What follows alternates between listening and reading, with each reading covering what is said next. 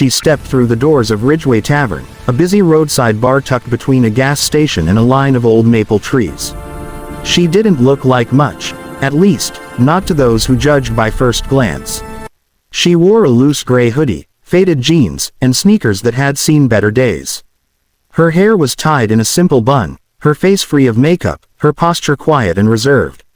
She was alone, carrying nothing but her phone, a small wallet, and a silence that seemed to make her invisible in a room full of laughter and loud voices. The Friday night crowd was loud, half-drunk, and rowdy, mostly young men who worked at the nearby mill, celebrating a coworker's birthday. One of them, a broad-shouldered guy named Kurt, noticed her as she ordered a glass of water from the counter.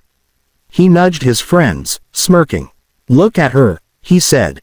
"Tiny little thing. Bet she can barely lift that cup." His friend Mason laughed. "Weak girl walked into the wrong bar tonight. They didn't know who she was. They didn't know why she was there. They didn't know what kind of storms this quiet stranger had weathered or what kind of battles she had fought in places they had only seen in movies. They didn't know she had come home after 9 years of serving her country in the shadows, leading missions that would never make the news, protecting families like theirs while they slept peacefully. They didn't know she was the commander of the very task force that trained the toughest Navy SEAL teams in the region. All they saw was someone who looked small and alone. Her name was Maya Brooks. And that night, Maya was simply looking for a moment of peace after visiting a fallen teammate's family, a visit that had drained her heart in ways no battlefield ever had. She had promised herself she wouldn't cry in front of them. She held it together, hugged the mother, shook the father's trembling hand, and knelt in front of the younger sister who had just lost her favorite person. Once she left their house, she needed a place to breathe out the storm inside her. Ridgeway Tavern was the closest stop. She sat at a corner table, sipping her water quietly, her eyes distant. She didn't notice the group of men approaching, at least, not at first. She was too busy trying to steady her heart, too lost in memories of the teammate she'd buried earlier that week. But the men noticed her. And trouble followed. Kurt slammed his beer bottle on her table, making her cup rattle. She blinked, startled but calm. "What's a little thing like you doing here alone?" he asked, grinning with drunken arrogance. Maya gave a polite smile. "Just resting." Mason leaned closer. "Resting? This is a bar, sweetheart. Not a daycare." The group burst into laughter. Maya didn't. She didn't flinch, didn't shrink, didn't show anger. She had dealt with warlords, mercenaries, traitors, men far more dangerous than a few loud drunk strangers. But she had also learned something deeper. People acted out when they were hurting, insecure, or simply lost. Not all battles were worth fighting. "I'll leave soon," she said gently. "Oh no," Kurt said, stepping around behind her. "Stay. We'll keep you company." Before anyone could react, before Maya could even stand, someone else shoved a drink toward her. A full glass of beer, frothy and cold. "Let's give her something real to drink," Mason said. He tilted the glass and poured it over her head. The entire table erupted into laughter, the loud, ugly kind that comes from people who forget their own humanity. Cold beer soaked into her hair, ran down her face, and dripped onto her hoodie. Maya closed her eyes for a moment, not in fear, but in disappointment, deep. Exhausted disappointment. She had seen cruelty in many forms, but this was the kind that hurt in a different way. Not because of what they did, but because of what it said about them. About how easily people forget kindness. "Oops," one of the men said mockingly. "Too heavy for you." Maya didn't speak. She just wiped her eyes with the sleeve of her hoodie. But they weren't done. A second man took another drink, a mixed cocktail this time, and poured it on her shoulder. "Bet you can't handle anything stronger than water," he sneered. The bartender shouted from across the room. "Hey, knock it off." But the men ignored him. Someone from another table stood up, but his friend pulled him back. "Don't get involved. Those guys are trouble." And trouble kept escalating. A third drink was raised. And this time, Maya stood. She didn't raise her voice. She didn't lift a hand. She didn't push anyone. She simply looked at them. Her eyes, calm, steady, unshaken, held a kind of quiet strength that made the room shift. For a second, even the drunk men felt something like hesitation. Something like discomfort. But ego won, as it often does in groups like that. "Where you going?" Kurt demanded. "We're not done with you." Maya softly answered, "I think you are." The men closed in around her, blocking her path. "Sit down, weak girl," Mason said. "We didn't say you could leave." Someone in the back whispered, "This is getting out of hand." Maya took a small breath, a breath that carried 9 years of discipline, patience, and leadership. She wasn't afraid, but she was tired of cruelty. Tired of disrespect. Tired of losing teammates while people treated each other like this back home. She slowly slipped her military ID card from her pocket, and placed it gently on the table. The room went silent. At first, the men didn't understand what they were looking at. They only saw a badge, a name, a symbol, but then Kurt's eyes widened. "No, no way," he muttered, stepping back. Mason grabbed the card and read aloud, his voice cracking as he reached the words he couldn't believe. "Lieutenant Commander Maya Brooks, United States Navy, Special Operations Task Force 7. The badge was real, the authority was real, the strength they mocked was very, very real. Your Navy," Mason whispered. Maya looked at him with quiet disappointment.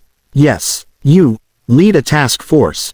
Kurt asked, trembling. "Yes." The bartender's eyes widened. A couple at the far table stood up, guilty for staying silent earlier. Someone whispered, "Oh my God, we poured drinks on a commander." But Maya didn't want fear. She didn't want revenge. She didn't want them punished. She wanted them to learn. So she spoke softly, but her words carried across the entire bar. "I've led men braver than you into places where we didn't know if we'd make it out alive. I've seen people show courage when everything inside them was terrified. I've seen people risk their lives for strangers. That's the kind of strength this country is built on. Kindness, respect, humanity." Her voice wavered slightly, not with weakness, but with emotion. "And tonight, I walk into my own hometown and get treated like this." Shame hit the men like a slap. They couldn't meet her eyes. Maya continued, "You don't know what someone's carrying. You don't know what kind of day they've had, what pain they've lived through, what burdens they're trying to put down. You don't see it because you don't look. You assume weakness because it's easier than showing compassion." Kurt swallowed hard. We didn't know. You didn't ask," Maya replied gently. "You didn't care to." Mason looked at the wet floor, tears forming in his eyes, not from fear, but from guilt. "We were just messing around. We didn't think." "That's the problem," Maya said softly. "People don't think of the damage their cruelty causes." The room remained silent, heavy with realization. But then something unexpected happened. A small voice from behind the bar said, "Ma'am, you can sit back down. I'll get you a towel and a warm drink." It was the bartender's daughter, maybe 13, standing nervously with a clean cloth in her hands. She stepped forward, offering it to Maya with shy kindness. Maya's eyes softened. She took the towel carefully and smiled. "Thank you." That simple moment, one act of kindness, shifted the entire tone of the room. It reminded everyone of something bigger, something better. Compassion. Maya turned back to the men who had bullied her. She didn't see monsters. She saw broken boys. Men who never learned how to treat others with respect because no one had ever modeled it for them. Men who hid insecurity behind cruelty because it was easier than vulnerability. "You can be better," Maya said. "Every one of you. And you should want to be." They nodded quickly, eyes wet, ashamed. But Maya wasn't done. She walked to the counter and paid for all of their drinks, not as a gesture of submission, but as a lesson. Kurt ran up to her. "Commander, please, you don't have to do that." Maya looked at him calmly. "Kindness isn't about who deserves it. It's about who needs it." He froze. The bartender whispered, That's powerful." Maya placed the money on the counter, then turned back toward the door. As she reached for the handle, Mason's voice cracked through the quiet. "Ma'am, wait." She paused. "We're sorry," Mason said. "We really are. And, thank you for your service. And for not ruining our lives just because you could've." Maya took a moment before answering.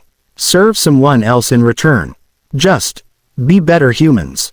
The men nodded vigorously, wiping their eyes. Maya stepped out into the cool night, lifting her face toward the stars. She felt lighter. Not because the drinks had dried from her clothes, but because the heaviness in her heart had finally loosened. Sometimes, she realized, the greatest battles weren't fought overseas, but here, in everyday interactions, teaching others how to treat people with dignity. The door opened behind her. It was the bartender's daughter. "Ma'am," she said softly. "Yes, I thought you were really strong," the girl whispered. "Even before I knew who you were." Maya felt warmth flood her chest. She knelt to the girl's level and smiled. "Then you have a gift," Maya said. "You see strength where others overlook it. That's rare. Don't ever lose that." The girl smiled shyly, and Maya squeezed her hand gently before walking toward her car.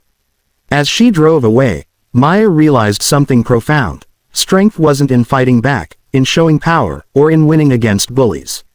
Strength was in choosing compassion when anger would have been easier. Strength was in showing grace to those who didn't show it to you. Strength was in being a reminder, however small, that humanity still mattered in a world that so often forgot. And the men in Ridgeway Tavern would never forget that night. Not because they had embarrassed a stranger, but because they had learned from her. They had seen what real strength looked like.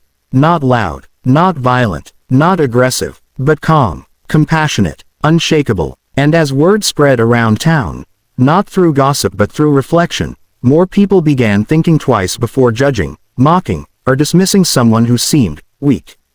Because weakness wasn't what they had seen that night. What they saw was someone who carried storms quietly, battles silently, and strength humbly. And that kind of strength was the kind that changed people, changed hearts, changed futures, and left the world a little kinder than it had been the day before.